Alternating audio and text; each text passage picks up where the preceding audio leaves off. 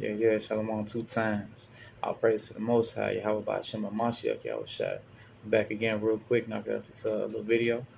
Hopefully it helps edify somebody, get us through this week in this whack-ass captivity we got to put up with. But nevertheless, I'm going to run through a couple precepts, man, and hopefully it gives y'all some strength. This lesson is called How to Pray. All right, so we're going to start off with the first precept, and it's going to be Matthew chapter 6, verse 1. Matthew chapter 6 and verse 1. All right, and it reads, "Take heed that you do not your alms before men, to be seen of them. Otherwise ye have no reward of your Father which is in heaven." All right, we're going to keep going through 5. "Therefore, when thou doest thine alms, do not sound a trumpet before thee, as the hypocrites do in the synagogues and in the streets, that they may have glory of men. Verily, I say unto you, they have the reward. But when thou doest alms, let not thy left hand know what thy right hand do, that thy alms may be in secret, and thy Father which is in secret, which Father seeth in secret, himself shall reward thee openly. And when thou prayest, thou shalt not be as the hypocrites are, for they love to pray standing in the synagogues and in the corners of the streets, that they may be seen of men. Verily, I say unto you, they have the reward." That's kind of heavy, man. It's nerve-wracking, too, as a heavy verse. Heavy couple verses. With that being said, too, man, when we do things, we want to make sure we do it in sincerity and truth. We don't want to do it for vainglory. We don't want to do it for recognition of men, for a reward of any type of sort. Whether it be, somebody saying, "Oh, man, that brother's righteous, man. He prays for me all the time. He's always giving, blah, blah, blah." Kind of like with that, what comes to mind is that Drake video, God's Plan, when he went around with the whole camera, and then he was just like, "Look at me, look what I'm doing." Or people on TikTok and YouTube and other little platforms, and they always record it like, "Hey, man, let me take you out to eat. Oh, do you need something? Blah, blah, blah." A lot of people can argue the reason why they do it for, but we see clearly in the Bible it say don't do it for men. So if you do it out of the pureness of your heart and the kindness of your heart because you want to. Once again, let not the left hand know what the right hand do. So you got to, keep things on the under. Let's see. Let's move along. Let's see what else we got. The precept to that. So when we pray, we don't want to babble. You got to keep that in mind. So let's go to the Sirach, chapter 7, verse 14. And it says, "Use not many words in the multitude of elders, and make not much babbling when thou prayest." So meaning just don't ramble stuff off over and over and over again. That's vain repetition. That's what the heathens do. That's not our lot. We don't do that. Quick example. Let's go to 1 Kings 18:26.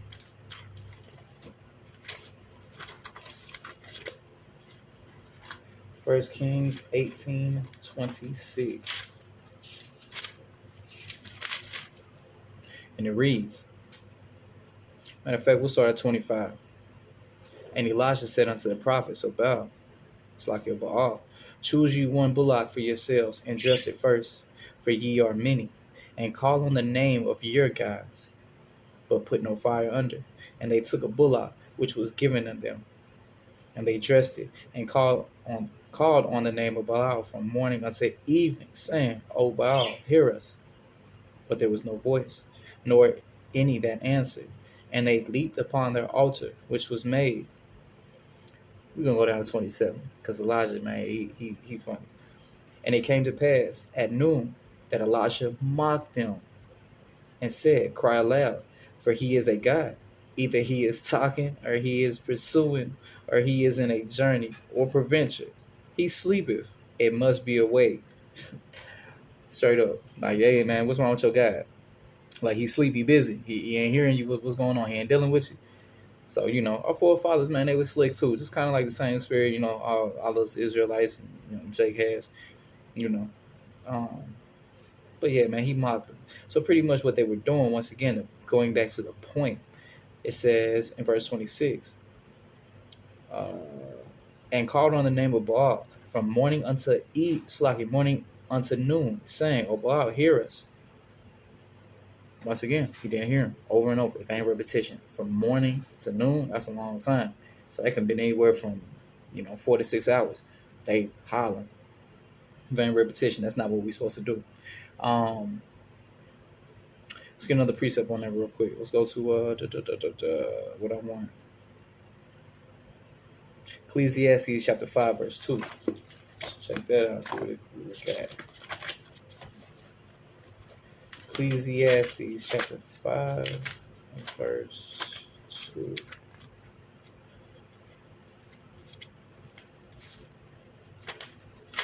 Salakia. All right, it's the book of Ecclesiastes chapter 5, verse 2, and it reads, Be not rash with thy mouth, and let not thy heart be hasty to utter anything before God. For Yahweh is in heaven, and thou upon earth. Therefore, let thy words be few. So when you pray, straight to the point. Now, granted, sometimes, things may happen, but you want to work on this thing. You don't want to get complacent. You don't want to just, ramble any old thing that comes off your head, comes to your mind. Make your words be few, be precise, be straight to the point. Yahweh, XYZ, thank you for this. Would you do this for me? Thank you for it afterwards. So we want to be very clear cut. Sometimes if you need to, if you can't go off the head and freestyle, write it down. Keep things like that in mind. Like if you got something specific that you want to pray about, write it down and, try to do it like a school project. So cut it down a little bit, edit it, make it, conducive to what you want to get your point to. Let's go on to another one real quick. Let's go to Sirach chapter 18 and verse 23. What we got? It's the book of Sirach chapter 18, verse 23. Before thou prayest, prepare thyself, and be not as one that tempteth the Lord. Think upon the wrath that shall be at the end, and the time of reverence, when he shall turn away his face. All right, so verse 23 being the point. When you praise, prepare yourself, get up. You're not finna go to, Lord forbid, court. You're not finna go to school, work, etc. Unprepared. You're gonna, groom yourself, prepare yourself, go wash your face, brush your teeth. I'm not saying this is a law that you have to do, but I feel like it's a respect thing, So, just get yourself together, put some clothes on, etc. Go to the Most High, with respect. That's all. That's a mighty, mighty Father.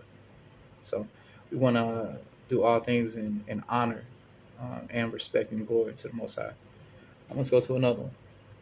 That's all that precepts out on that one. So let's go to Psalms.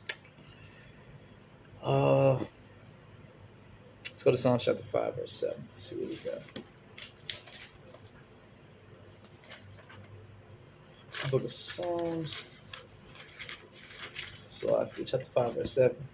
And it reads, The foolish shall not stand in thy sight. No, Salaki, that's not what I want. That's verse 5, verse 7. But as for me, I will come into thy house in the multitude of thy mercy, and in the fear I will worship toward the holy temple. Now, we got to ask ourselves, where's the holy temple? It's to the east. From this particular point in the United States of America, our holy temple would be Jerusalem. So that goes to our east. So we face the east when we pray. I'm not saying this is a law, but we've seen examples of our forefathers doing this. So we follow suit. They left a righteous example, and we're just rehearsing a righteous act. So that's what we want to do.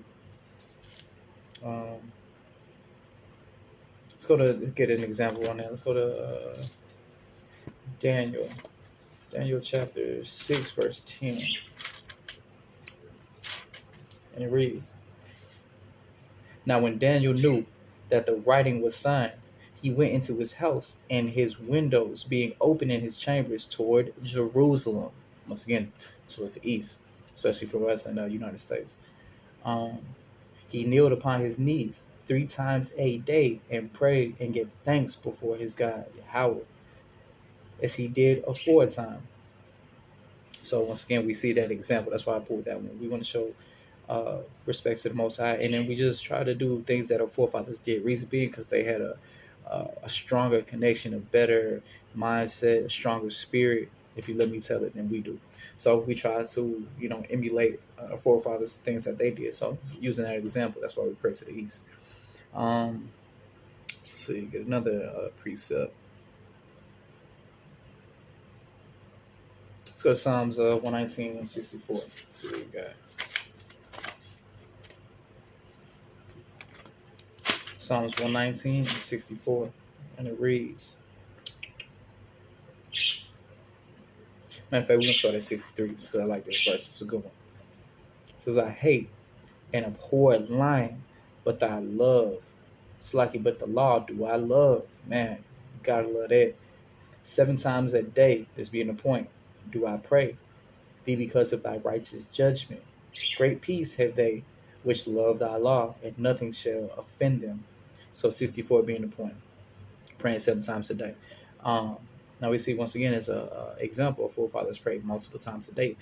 I'm not saying that you have to do this, but I feel like it's very conducive to building your spirit, just to gaining wisdom, to please the Most High, serving Him with all your heart, all your soul. You know what I'm saying? For joy, with joyfulness and gladness of heart. We got to serve the Most High. So, you can pray as many times as you want. You can pray more than 7. You can pray 3. You can pray every hour. Whatever the Spirit lays upon your heart. Just trying to give you some things to think about and what the scriptures say. All right, let's pull another one. 1 Thessalonians 5:17. Let's see what we got.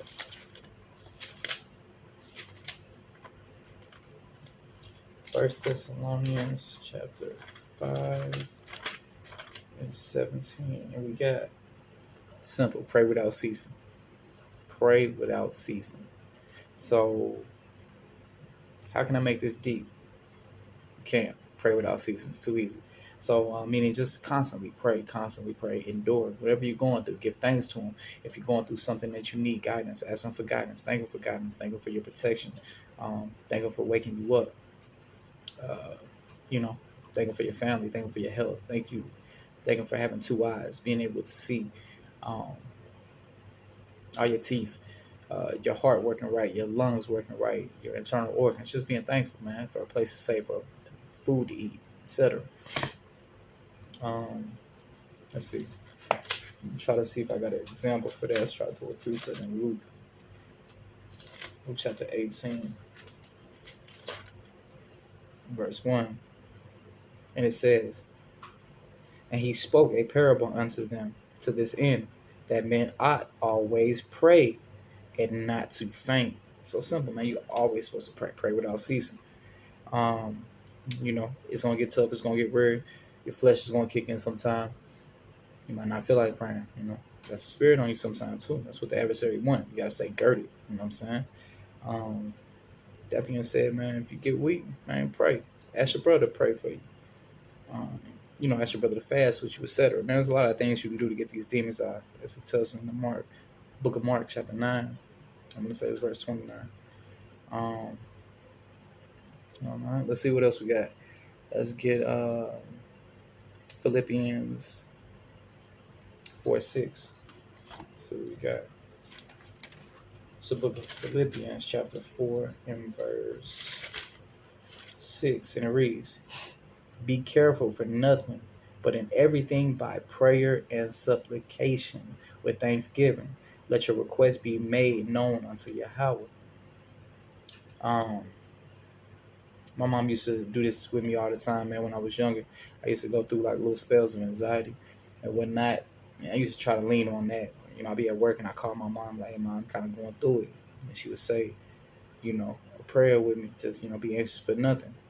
And it helped a lot, man. So once again, that's kind of like James 5:16, showing your sense to your brother, paraphrasing. Because a prayer, matter of fact, let's get that. A praying man availeth much. So when somebody's praying for you, man, a lot comes out of that. So give me a second.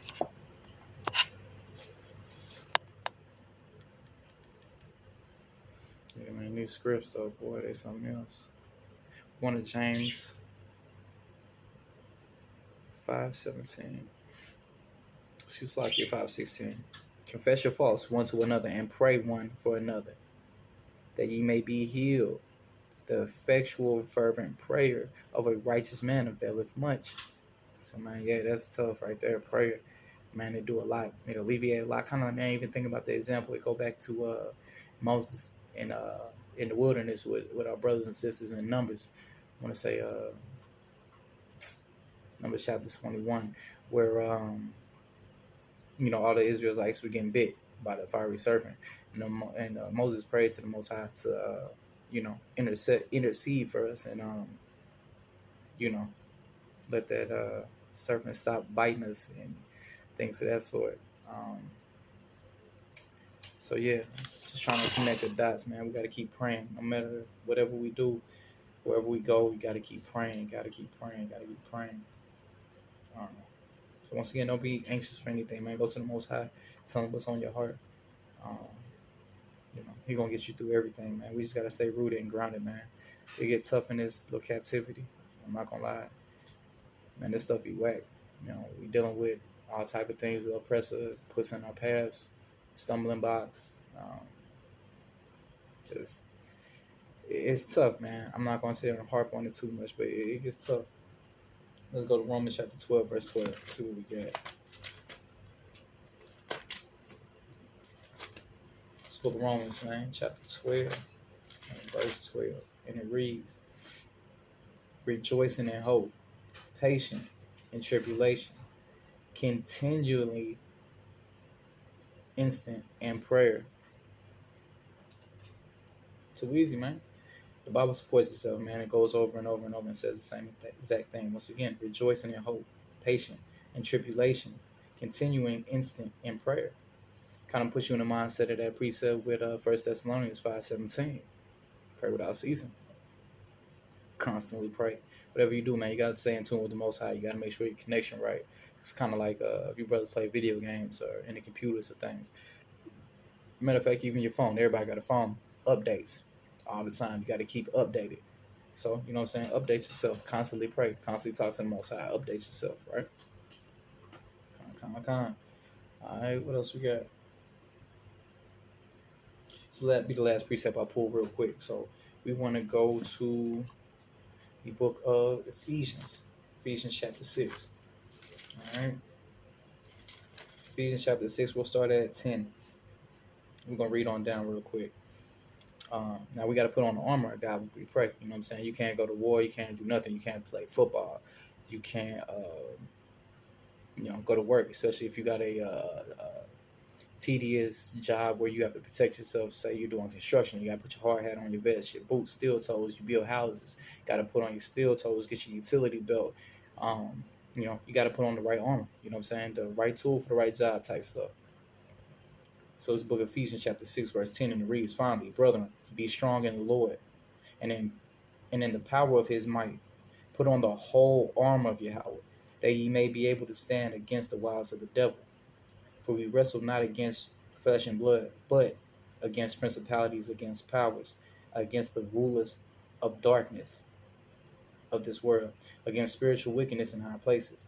Wherefore take unto you the whole armor of Yahweh, that ye may be able to withstand in that day, it's like in the evil day, and having done all, to stand. Stand therefore, having your loins girt with truth, and having on the breastplate of righteousness, and your feet true with the preparation of the gospel of peace. Above all, taking the shield of faith, wherefore ye shall be able to quench all the fiery darts of the wicked, and take the helmet of salvation and the sword of the Spirit, which is the word of Yahweh, praying always, all prayer and supplication in the Spirit, and watching thereunto with all perseverance and supplication for all saints. Once again, man, when you're putting on that armor, the best thing you can do is put it on to get to it. And you got to pray. Amongst all that, once you put the armor on, you got to pray. That's just how you put the armor on, period. But above all that, it's saying praying always with all prayer and supplication in the Spirit, and watching thereunto with all perseverance and supplication for all saints. So, That's all I got, man. I don't want to keep y'all too long. I'll praise to the Most High. Shalom.